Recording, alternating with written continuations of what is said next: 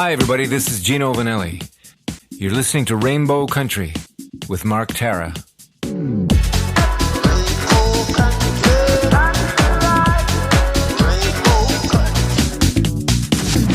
The views and opinions expressed on the following program are those of the persons appearing on the program. Today on Rainbow Country, Martha and the Muffins, Martha Johnson and Mark Gane. Plus, my Big Brother Canada Season 12 coverage continues with the most recent evicted house guests. And on this episode, there are two because it was a double eviction. That and more in episode 403, so stay tuned for Gay Talk Radio right here on Rainbow Country. Hi, this is Emily Saliers from Indigo Girls.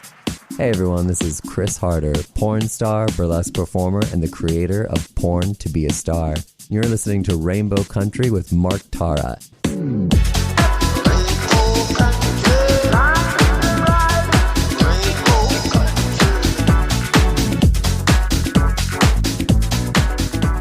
Well, hello and welcome to a brand new journey through Rainbow Country. As I like to call it, a little gay radio show working to give voice to the LGBT community and beyond. And as always, I am your tour guide through Rainbow Country. I'm producer and host, Mark Tara. By the way, Rainbow Country originates from CIUT FM in Toronto, and now proudly in syndication on 12 outlets across Canada, from coast to coast to coast. The Yukon, British Columbia, Saskatchewan, Manitoba, the east coast of Canada in Newfoundland, Ontario, even down to Buffalo, New York, and online. Well, thanks to you tuning in, streaming, downloading, but ultimately listening. Together we continue to build Rainbow Country into a nationally syndicated gay radio show, a #1 LGBT podcast on Podomatic.com's Gay and Lesbian chart, as well as being recognized as a #1 Canadian LGBT podcast on Feedspot.com. So today, a flashback to my 2021 interview with Martha Johnson and Mark Gane of Martha and the Muffins.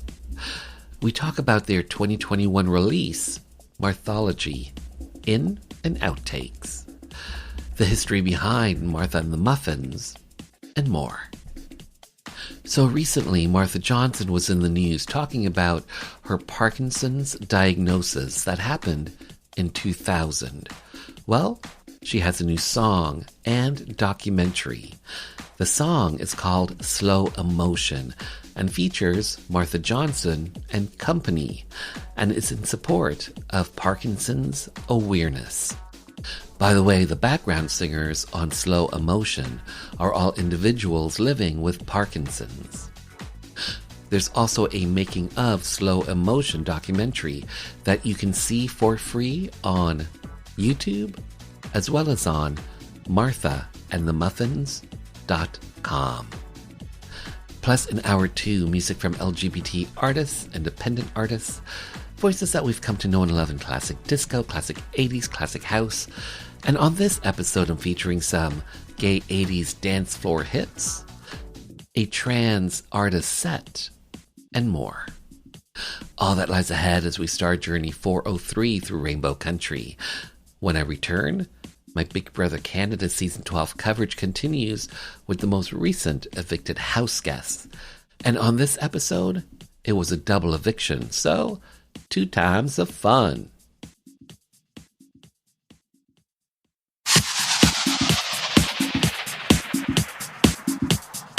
I'm Sky Gilbert, and you're listening to Rainbow Country with Mark Tara.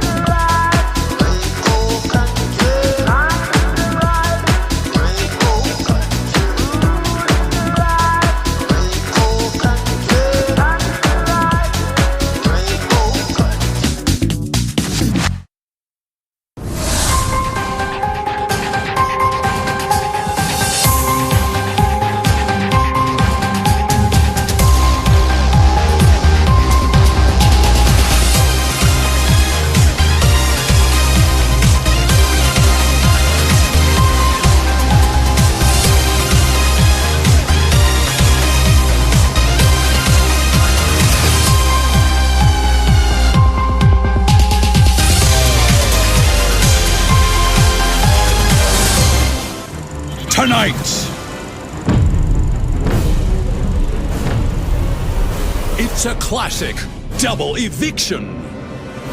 Which house guest game will go dark next? And who will follow them into the shadows? Look out for the double cross on Big Brother Canada. Avery, hi, how are you? I'm great. How are you doing? I am well. Tola, Hey, how are you? I'm good. And yourself? I am well. Avery, that vote, 3-1, did that vote surprise you? No, it really didn't. I did have a little bit of a heads up before going into, the eviction vote. I did actually tell Spicy that I knew that I wasn't going to have the votes to stay anyways. I mean, there's always that chance that people could change their minds, right? But I wanted to make sure that if I knew I was leaving the house, that Spicy would be protected. I told her that if she didn't want to give me that sympathy vote, that she could vote to evict me to protect her own game. But seeing that she still voted to save me was really heartwarming, and it really made my heart full. But I wasn't surprised at all. I think I had a little bit of a heads up, but I was disappointed. Like, I really thought that my hot chocolates would have my back, but I think they were scared of me. I was a good player. I think they were scared that I was going to beat them. Tola, that vote, unanimous. Did that vote surprise you? No, it did not surprise me. I knew that everybody had turned on me at one point, and that was the time. Avery, do you think that there was anything more you could have done to save your game? I feel like I kept saying that I didn't want to push hot chocolate on my other alliance members. Like, we have been talking about how it would be awesome to see people of color all at the end, and how amazing it would be to see the Black community rise up. And, that's something that we were fighting for, but I didn't want to keep holding it to my alliance members. I didn't want to keep saying, remember what we're fighting for, remember what we're fighting for. I know at the end of the day, it is just a game, but, sitting here, I've been evicted from the house. I do kind of wish that I would have held them to that. I won 2 HOHs. That means I brought those 4 alliance members 2 weeks into the game, along with Spicy as well. She had 2 HOHs. That's 4 weeks of safety. I wish that I would have, pushed that a little more, but you can only push so much before you're just beating a dead horse. So I kind of just, left it up to them. And if they wanted to save me, they would have. Tola, a double eviction. What are your thoughts on being evicted on a double eviction? I think that's the only way to take me out of this game, was to make it quick and painless. Although it was a little painful mentally, I think that's the only way to take me out of this game. So those are my thoughts. Avery, you won 2 head of households. During one of them, you targeted one of your Hot Chocolate Alliance members, Kayla. Yes. Why did you want Kayla out of the game? Yeah, so Kayla was one of my closest friends in the house. We had a great personal relationship. I feel like I will admit I didn't put her up there for my own game. I do have some regrets there. I put her up there because I knew that she was trying to backdoor Bailey. When it came to hot chocolate, I knew that we were all going to have to target Bailey at some point. But I know that Spicy was also upset with Kayla for bringing up what Goose said to her to other people and then not wanting to tell her. At the end of the day, I put her up there because I was scared that she was coming after me as well. But I wasn't as scared as Bailey and Spicy were. I was trying to cover too many alliances at the same time. So at the end of the day, I put her up there to protect Bailey and to protect Spicy. When at the end of the day, I think I knew I would have been okay. Kind of wish that I would have put a pawn up on the block next to Tola so that Tola would have gone home. But can't have any regrets now. I'm out of the house. I really try to think about the game that I played this far, and I think I played a great game, and that's all I have to be proud of. Tola, do you think that there was anything more you could have done to stay in the game? At this point, I don't think there was any more things I could have done because I just had to win that veto. At this stage in the game, you had to basically win the rest of the time. Avery, Bailey Dennis and yourself, all members of the LGBT community. Yes. Were there any talks of having a Rainbow Alliance or anything of that sort this season? Yeah, for sure. Like, I think night 1 or night 2, me and Dennis actually sat down and had a conversation of, seeing if there were other queers in the house to see if we could get, a little gay alliance forming. And yeah, we found Bailey, and, there was no official alliance name. We did call ourselves the Queerios, just, here and there, because we were the only 3 in the house that were part of the LGBT community. But, seeing that Dennis was a great player, it did put a huge target on his back. And that's when I kind of, tried to step back and tried to distance myself from Dennis, because I knew that with 2 POVs under your belt in the first 3 weeks of the game is putting a huge target on your back. So I kind of just pushed myself away from him and kind of leaned in more towards Bailey, and that's how Top of the Key was kind of formed. Tola, you were just head of household, yet here we are. Why do you think your fellow house guests wanted you out of the game? They wanted me out of the game because my social game was on point. My physical game was also on point. So they were probably looking at the jury and was like, this guy's going to win the game. So they had to make a decision and take me out of it, because I would have beaten them in everything else. Avery. Yes. The movie night massacre. What was that experience like for you? The night of the movie night massacre. Oh my God. First of all, I'm a movie nerd. Like, I'm obsessed with movies. I felt like we were in our own horror movie of sorts. It was a roller coaster ride. It was so intense. I didn't know what was going to happen. As soon as I walked into that room and saw my name up on that block next to Kayla, one of my closest alliance members, my heart sunk. Like, it was terrifying. And I knew that it wasn't Bailey. I knew that it wasn't Spicy. I had a feeling it wasn't Anthony. So it came down to two people, Tola and Todd.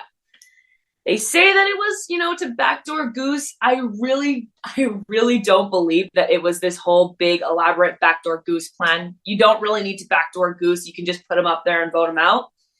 I think that they were really trying to target Kayla at the time. She was a really good competitor at that time. I only had 1 HOH under my belt, so I wasn't as big as a target. But I feel like there was more to that plan than Todd and Tola were letting on, for sure. That was a crazy night. So Avery, Tola, let's go back in time. You find out you'll be on Big Brother Canada Season 12. Do you have a strategy going into the game, Avery? Yeah, I feel like my strategy going into the game was just I've always been a super big fan of Spicy V. I know that she was totally her complete authentic self going into the house, and that's what I wanted to be. I didn't want to be the next Spicy V. I didn't want to be the next Ike Wong. I just wanted to go into the house and be the first Avery. I wanted to be myself. I wanted to play as much of an honest game as you can play when you're in the Big Brother house. I just wanted to go into the house, play a good game, play a memorable game, and I think that I did a good job of that, for sure. That's my only strategy, was to just go in there, play a good game, and play a memorable game, make as many alliances as I could, which I think I did, and just play a good game. How about you, Tola? Yeah, my strategy is to remain loyal, humble, be myself, be energetic, and not backstab anybody. I really like to listen to people. So by listening, it develops a gameplay where everybody talks to me, and I don't necessarily have to go out and find people to talk to. So that was my gameplay. My gameplay was to listen, analyze, and then assess. And that's what I did. Tola, who would you say you were closest to in this game? I was closest to Anthony. Avery, what would you say was your best move you made this season? Ooh, let me think about this. I feel like my best hold on a sec. This is a tougher question than I thought. Hold on, I'm trying to think back. I don't want to say. I feel like my best move was, okay, so in the house, it was very apparent that me and Matt were really close on a personal level. We were in an alliance together called the Directors, but the Directors was kind of a cover for Hot Chocolate. We did notice that Lexus was kind of getting lost with Matt all the time. That's what happens when you're in love. But I feel like putting Matt up on that block, he was a really, really good social competitor. Putting Matt up on that block and getting rid of Matt, I would say, was a good move on my part. I know that if it got down to few and fewer people, that he was going to have to attack our side at some point. But yeah, I think I would say that Matt was a good move. I also feel like as a whole, rather than just saying myself, Hot Chocolate really pulled off the backdoor Dennis. We all had a good part in backdooring Dennis, and I think that that was a move that we all did together. So I'm proud of both of those moves for sure. Tola, what would you say was your best move you made this season? My best move was, I feel like my best move was playing dumb when we evicted Donna. Actually, they're all good. When we evicted Donna, I took out Avery. That was a good move. You know what? Maybe it was taking out Avery, putting up Avery and Bailey, and taking out the other big target. I think that was my best move. Tola, most challenging part about this whole experience for you? The most challenging part for this experience was to navigate losses, to mentally prepare yourself and be responsible for all your actions. So when I lost, or when somebody, part of my alliance, was down or lost a competition, so like being on the block, for example, it was, how do I navigate myself out of this? And that was the biggest challenge, was to maintain a positive composure and to keep moving forward. That is by far the hardest thing to do in this game. And here's my last question for the two of you, and it's simply this. Best part about being part of Big Brother Canada Season 12? Avery? Ooh, the best part, honestly, and this is going to sound really cliche and super lovey-dovey, but I now have 14 lifelong friends. It sounds like I really don't think that anybody understands or is going to understand what it's like to be in that house. And the only people that understand are the people that went through the same emotions with you. I'm going to have these friends for as long as I can remember. I'm going to get the chance to connect with the Big Brother alumni and see how their experiences were behind the scenes. It's just really amazing to know that I have 14 people who went through the same process that I did. And I really feel like I'm going to have some lifelong friends through this process. And that's the best part. And Tola, what about you? The best part of being on Big Brother Canada Season 12 is meeting and developing a really cool relationship with everybody in the house. You get to learn about different people, different skill sets, and being in an environment where you're not private anymore. You are exposing yourself, and that's something I struggled with in the outside world. So putting me in here, and I love being challenged. I challenge myself, put myself in a situation where I'm exposed, and I think it was a beautiful thing that I've learned about myself, and that was the most amazing experience I ever had on the show. Avery, Tola, well said, well done, well played. Thanks for your time. Thanks for being on the show. Of course. Thank you so much. You're welcome. Big Brother Canada Season 12 airs on Global TV Sundays, Tuesdays, and Wednesdays. For more information, simply visit bigbrothercanada.ca.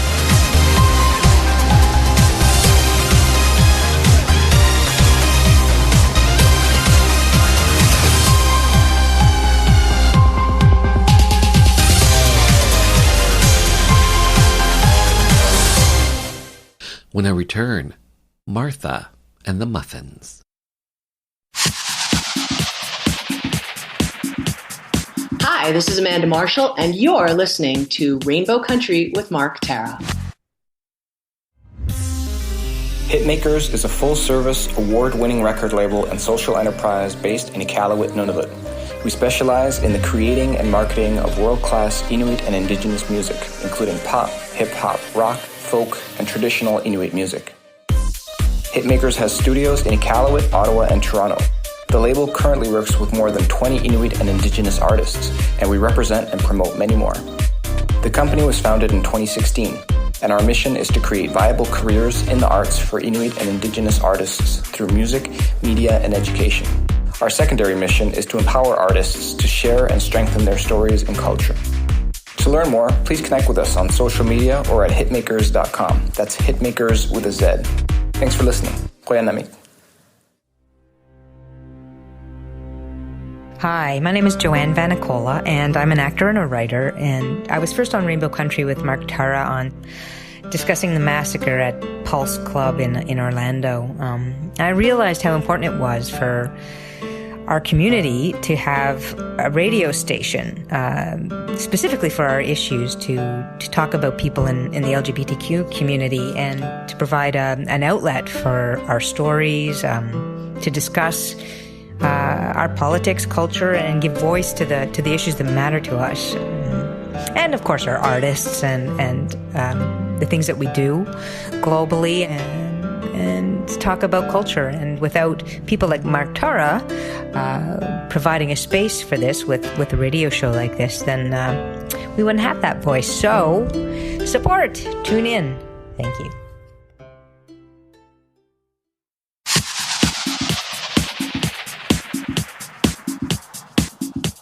Hi, I'm Justin Ling, author of Missing from the Village. You're listening to Rainbow Country with Mark Tara.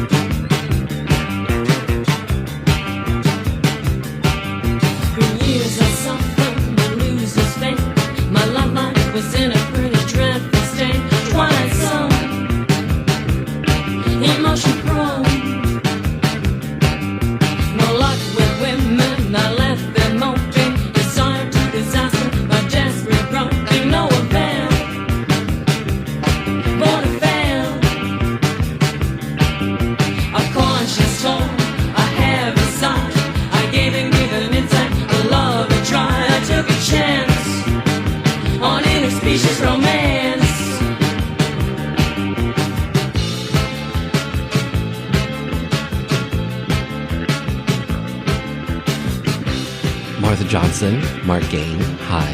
How are you both? We're good, Mark, and hello, we're fine. we're happy to be here.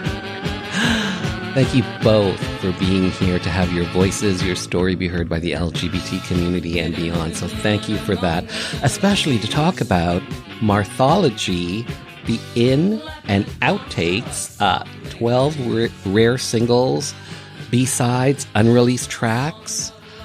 Martha Johnson, how are you feeling that this new record is out to the world? How are you feeling about this? I feel really good about it, but I don't think we had a lot of expectations for it when we started putting it together. We just thought it would be something for our diehard fans around the world, but it's getting a lot of interest and hopefully a lot of listening. So I'm very happy we did it. And Mark Gane, how are you feeling about having this new Martha and the Muffin baby out there?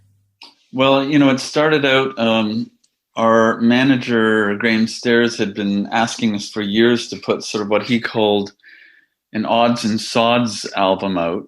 And over the years, we would look at, or we'd listen to some of the things that we never released, or half-finished songs or various demos and things. And we go, hey, that's pretty good. Maybe we should put that out, because as Martha says, our super fans want to hear anything and everything we do. And so putting this out kind of allowed us to reacquaint ourselves with some of the cuts that we had left behind. And I think it actually holds together as an album, even though the songs are very diverse because we're diverse songwriters, and they cover a lot of, I think it covers about 35 years of stuff. And we were very careful to work on the song order. You know, we wanted it to flow. And I think we accomplished that. Yeah, somebody said it's entertaining. So, Mark, do you consider this a compilation, or is this essentially a new record? Because I'm sure a lot of listeners haven't heard a lot of these songs. Yeah, well, it'll be a new record for those people that haven't heard any of it. And some of it was limited release stuff. But yeah, in that sense, it is a new record for a lot of people, even though all the songs are quite, in some cases they're decades old. And they were recorded at different times, different places. Martha, how long did it take you guys to put this record together?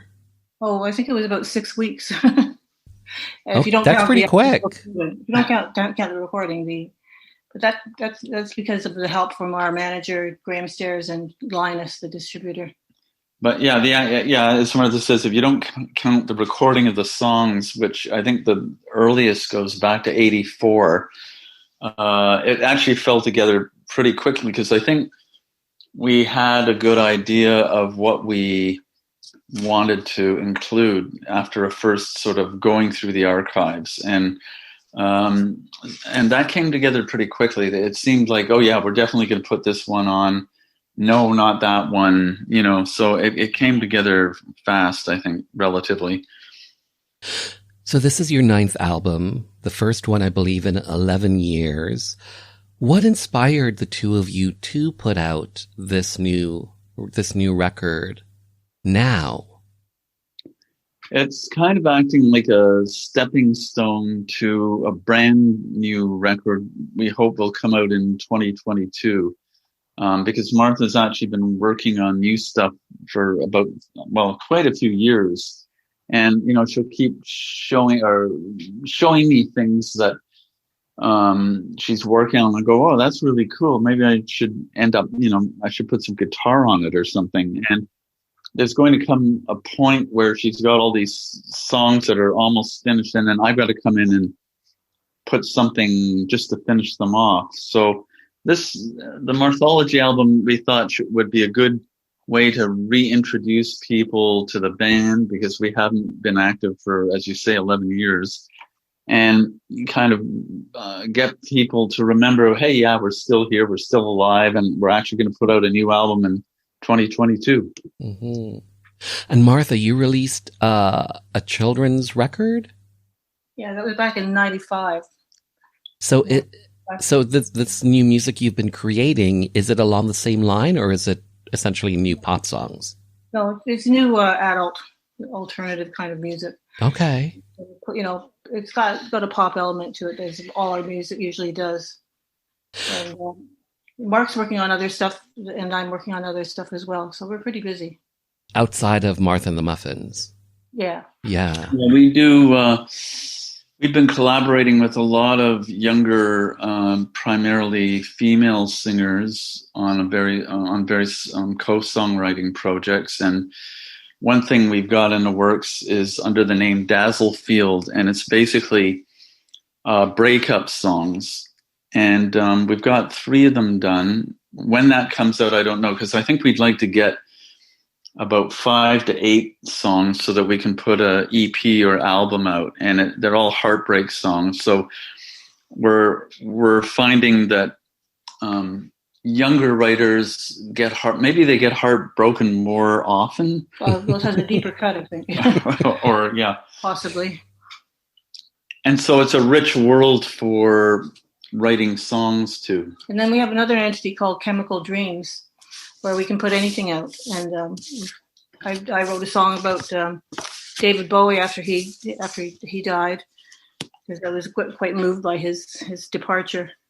And another song that we did with John Orpheus, And it was very different again.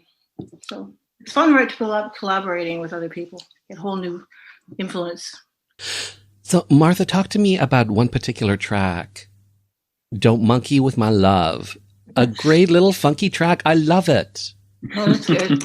When did you originally do this track?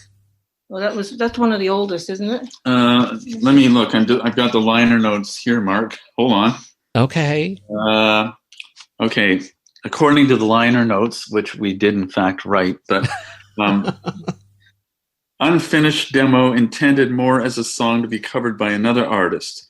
Performed and recorded by Mark and Martha at the Web, Toronto/Bath, 1986 to 89. So this was a song that we started. For a while we lived in Bath, England, and we had our little home studio in our bedroom, and we were doing a lot of recording for an album called Modern Lullaby, which came out, I think, in 92. But in the meantime, we were doing all this stuff. And Don't Monkey With My Love was a song that as the liner notes attest, that we thought we would get somebody else to cover. But, I think Martha sang it so well. And it's got a pretty simple arrangement because it's basically a half-finished song. So, you've got a basic rhythm track. You got the little funky guitars that I played.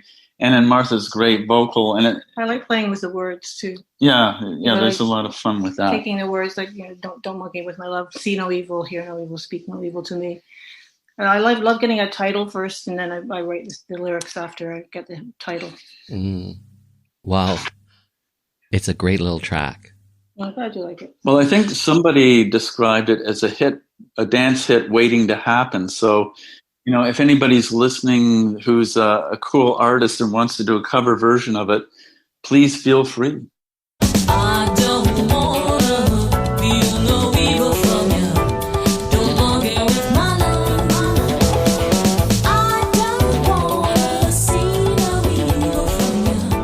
Don't monkey with my love. So Martha and the Muffins, M+M, two great names, one great band. Mark, how did this name, Martha and the Muffins, what's the story behind this name?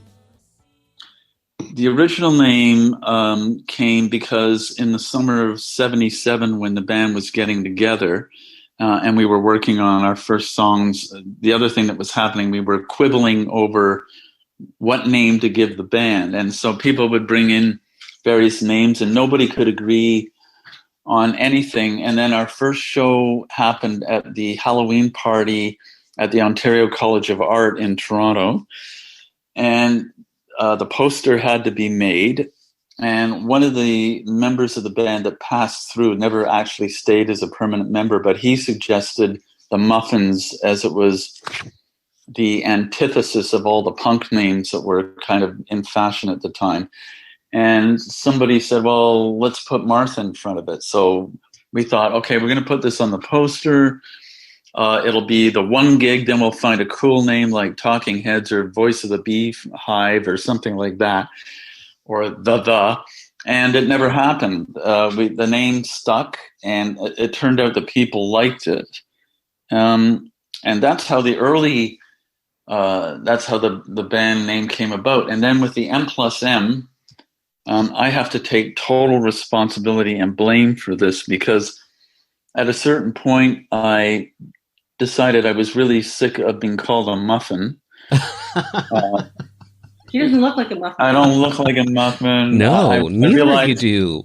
I realized that it's a term of endearment, but I was just going, okay, at that point I was probably in my 40s and I was going, how long am I going to be called a muffin for? So I decided that we should decide to change it to an abbreviation because we'd kind of ended the band format and we were more like a duo at that point. This is around 84. So I said, how about M+M? And I applaud you, Mark, because you actually called it M+M. Most people called us M&M, and we go, no, it's M+M, and so that didn't translate.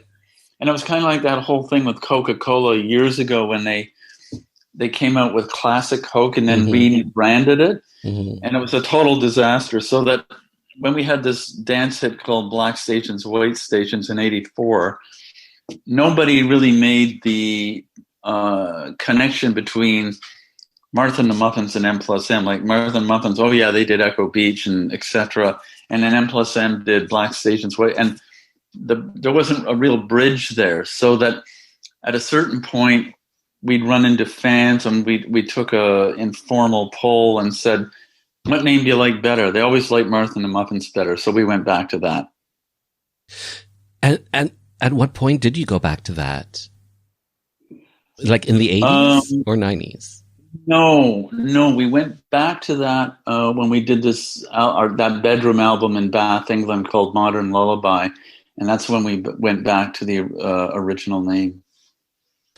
So I believe 1978, Insect Love was your first single. You guys have had a number of singles that went around the world, international hits, Song in My Head, Women Around the World at Work, Cooling the Medium, Black Stations, White Stations. Those 3 tracks in particular were produced by Danielle Lanois, superstar producer who went on to produce Brian Eno, U2, just to name 2.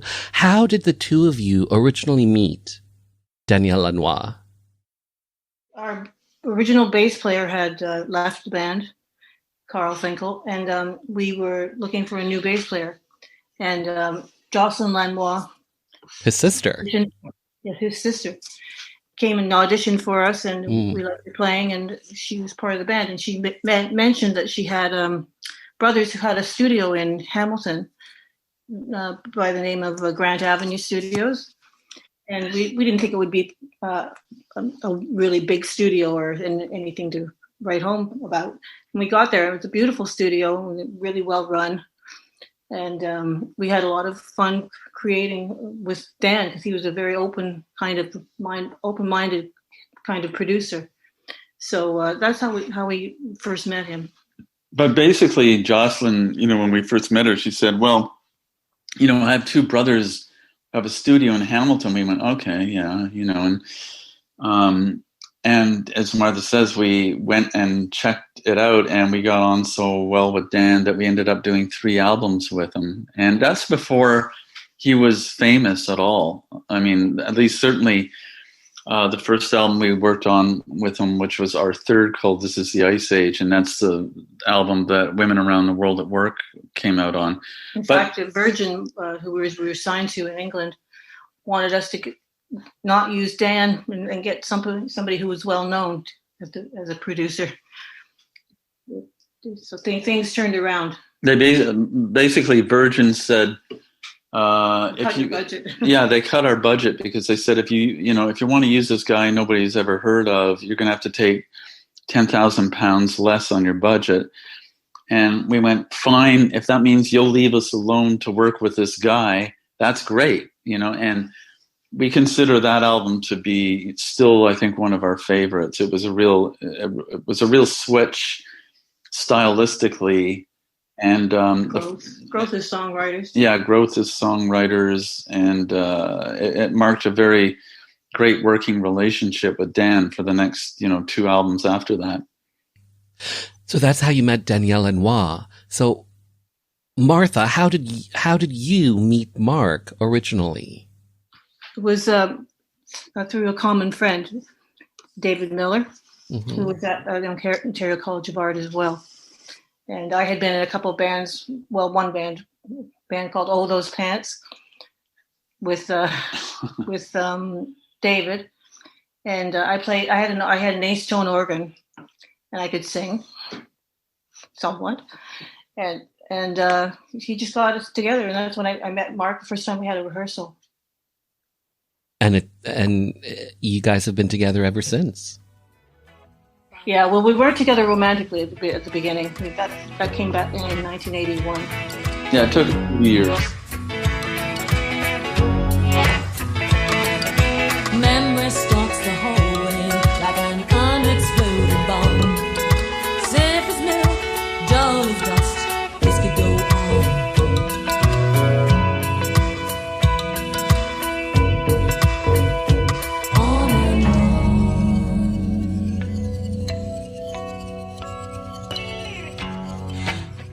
Echo Beach, the single that went around the world, top 5 in Canada, top 6 in Australia, top 10 in the UK, reached number 11 on the Irish charts, reached number 37 on the Billboard Dance Chart, won the Juno for Single of the Year, and I believe has close to 30 million streams on Spotify. The album, Metro Music, that featured Echo Beach, went gold. In 2005, the song was named the 35th greatest Canadian song of all times on CBC Radio 1 series 50 Tracks. How did Echo Beach come about? What inspired the song originally? Well, Mark can answer that because he wrote the song. So take it away, Mark. Okay, well,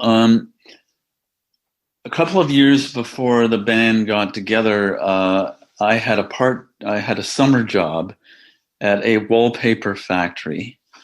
And as the summer job person, my job was to separate the bad wallpaper from the good. And what I mean by that is that the factory had these huge presses that printed the design on the wallpaper. And it seemed like quite frequently something would go wrong and they'd grind it to a halt. They'd take this giant roll off and roll it over to me. And then I would have to hand wind the whole thing off and separate the stuff that hadn't been damaged from the stuff that was damaged. So as you can imagine, this wasn't exactly rocket science. So your mind was free to wander where it did. And the germ of the idea was that I'd rather be somewhere else than here.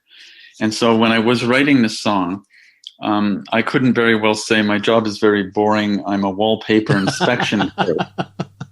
Gonna roll off the song. Yeah, that wasn't really. I wouldn't have wanted to sing it that way either.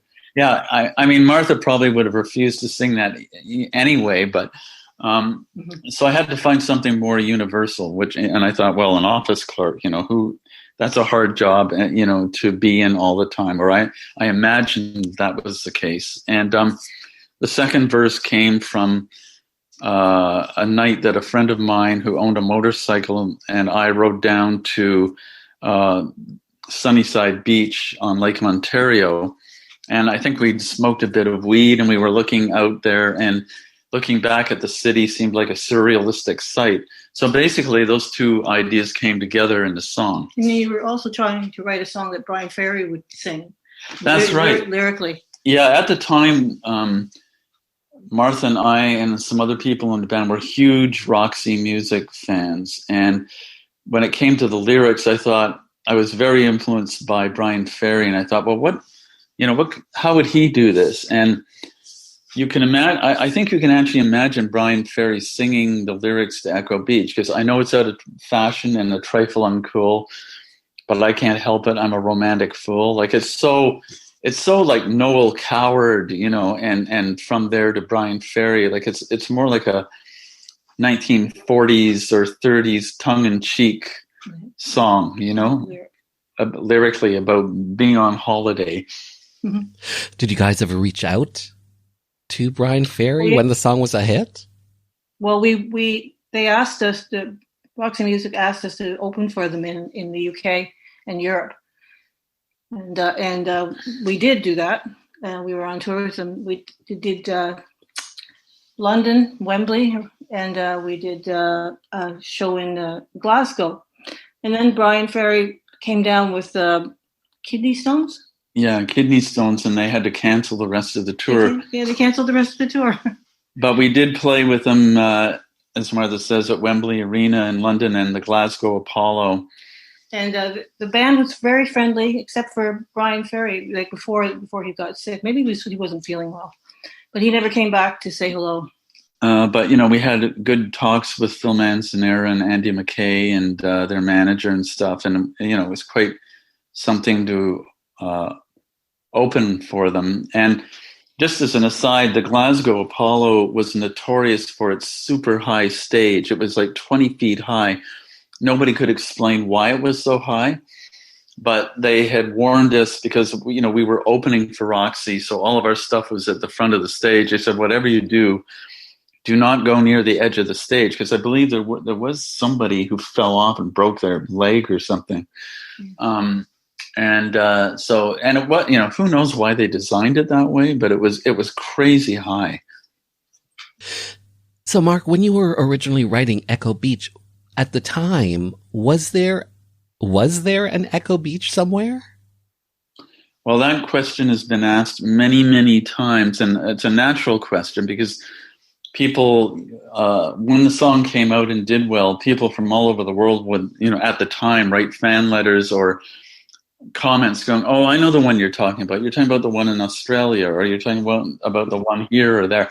And it wasn't about a specific place. It was about a state of mind. And, when I came up with the name Echo Beach, it was more a mind thing. And it was only after the song became popular that people started telling us that there were real Echo Beaches all over the world, in fact. And people have also named strange things after the song. Mark has a list of things that he's...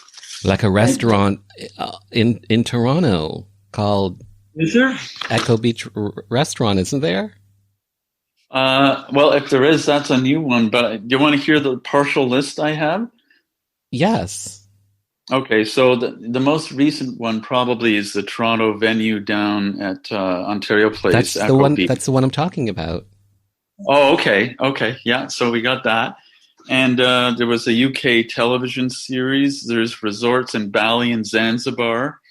There's a racehorse, a German dub record label that does dub music, a science fiction short story, an iris, the flower.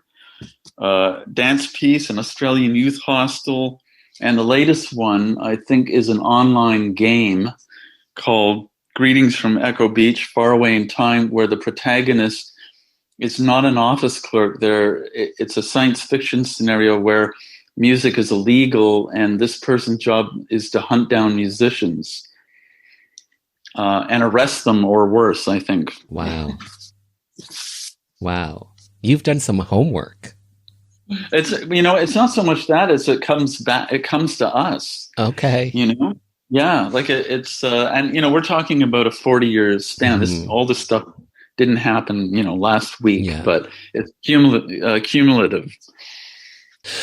I think it's fair to say that when you write a song, when you record a song, when you release a song, you don't necessarily know if it's going to be a hit, if the world will accept it, essentially. Were the two of you surprised at the reaction to Echo Beach, especially around the world? Definitely. I think it would surprise everybody. I mean, I think that was one of the reasons we got signed to the label. But you never know whether a song's going to hit or not. So we were all surprised. We would get phone calls from Virgin in England when we were in Toronto, and each week it would be song Echo Beach is at 62 in the charts, and then the next week it'd be at 31, 15, and it just kept going up and up and up. And it was great playing over there when the song was really at its peak. There's nothing like coming out on stage and having an audience that enthusiastic about what you're going to play. Great. There's a song of yours, "Stay at Home and Dance." Was this recorded during the pandemic, during the lockdown? Yes, and that was another idea of our manager. It was based on a song on a much older album called Mystery Walk, and the original song was Come Out and Dance. Come Out and Dance. And he said, why don't you do a new version? Stay Home and Dance. Stay Home and Dance, because this was at the very beginning of the pandemic, and nobody really knew what was going on, and it was a sense that there was something happening that was probably out of our control. And it was also, so we did a new version called Stay Home and Dance, and it also was inspired by a quote by the House Speaker Nancy Pelosi in the U.S. Congress, who said at the time, there's nothing better than dancing at home, especially if nobody can see you. And we thought, oh, that's, it's all tying in here. And when we made the little video to go along with it, we used home movie footage of our daughter when she was about, 2 or younger, dancing around the kitchen, combined with footage of an art piece I did in 1975 where I wrapped my parents' house in wallpaper, the same wallpaper that I was sorting at the factory. All ties in. Why didn't you put this song on Marthology? Well, it had been fairly recently out. I think that's one of the reasons. And what you particularly didn't want it to be? I thought that, I agree. I think it was too soon. And I kind of wanted to put the more weird stuff on first. And of course, as we were working on Marthology, I was already thinking what we could put on for Marthology Volume 2. And I think, other people have noted that too, Mark, that Stay Home and Dance is not on it. But maybe that sets the stage for a second volume. But I don't think we have a good answer for that, really. Mm-hmm. Stay tuned. Yeah, stay tuned. Random question: is there a mural of Martha on the Muffins on like an electrical box or a phone box in Toronto on Queen and McCall? Yes, there is indeed. Yeah, and that came about.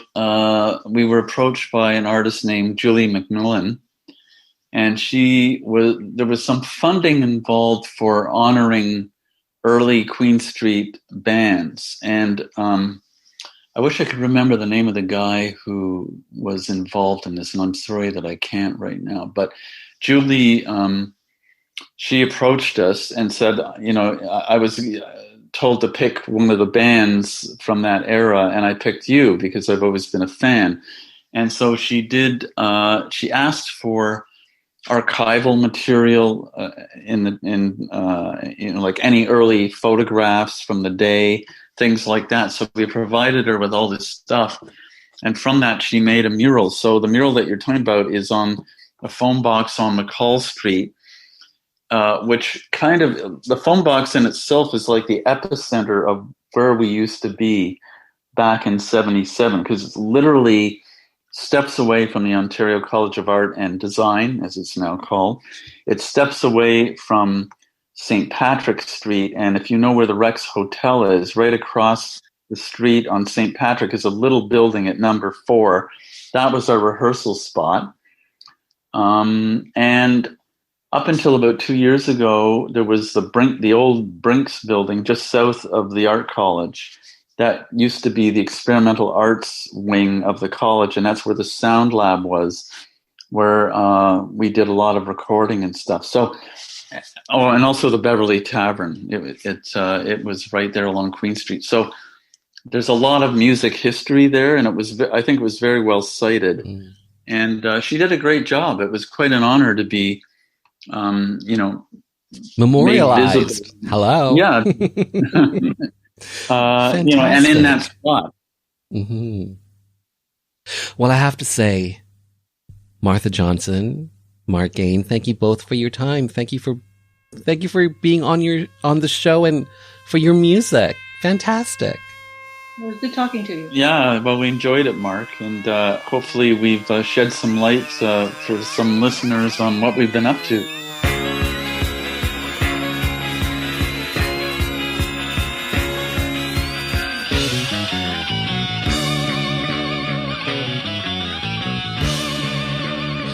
That was my 2021 interview with Martha Johnson and Mark Gane of Martha and the Muffins. Marthology in and Outtakes is available wherever you get your favorite music. The 2024 track, Slow Emotion, and the making of documentary is available on YouTube as well as on marthaandthemuffins.com.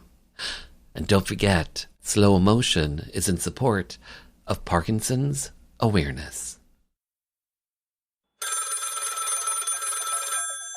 Phone rings. I got a message from the mayor. He's going to call me back the next day. I get the call, and he said, if you'd accept, we'd like to honor you with the key to the city. There was an event later that year in May. Just a key, right? Like, key to what? A decent job, a good singing career. It's really a metaphor, but it's history. So a reporter wants to talk to me and says, well, so it's a key, right? Like, what's the big deal? I said, well, not everybody gets the key. So I looked it up, and I guess it is kind of a big deal. The date, May 17th, 2018, when trans activist Susan Gapka made history by becoming the first trans woman to be presented with the key to the city of Toronto. By the way, past recipients include Rush and the Raptors. And just like that, this little gay journey through Rainbow Country has come to an end. For the full 2-hour episode, simply head over to marktara.com where everything is connected and hit the archives banner. To keep up to date with the show, check out my socials at Mark Tara. The podcast is available on all major platforms. And finally, I want to take this time to thank you for taking your time to be with me. Remember, we are living in days of making dreams come true, so believe in yourself, and the world will believe in you. Hi, this is Michael Anthony Alago, music executive, photographer, author, and you are listening to Rainbow Country with Mark Tara.